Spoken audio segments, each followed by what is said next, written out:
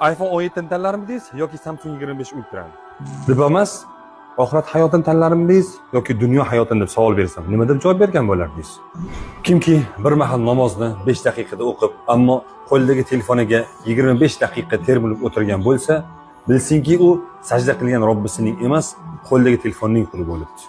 Va uni dunyo hayoti aldab qo'yibdi. Yana bir kishiki Allohning dini, musulmonlarning ahvolini g'am qilmasdan, g'ami, tashvishi faqatgina bir uy qilishlik, mashina olishlik, sayohat qilish, chiroyli libos kiyish bo'lib qolgan bo'lsa, uni ham dunyo hayoti aldab qo'yibdi. Va u Alloh azza va jallaning emas, orzu havasining quli bo'lib qolibdi. Biz bugungi kunda e'tibor berishimiz kerak bo'lgan narsa, biz nimani ko'proq qadrlayapmiz, nimaga vaqtimizni sarf qilyapmiz. Kishining qadrlagan narsasi uning qalbini egallaydi. Qalbini egallagan narsasiga esa kishi qul bo'lib qoladi. Shuning uchun birodar, mana bu dunyoning arzon matohlari, o'yinchoqlarini deb haqiqiy bo'lgan oxirat hayotini unutib qo'ymasligimiz kerak. Zotan Alloh azza va jalla bizlarni Qur'onda ogohlantirib, "Fala taghurrannakumul hayatud dunya."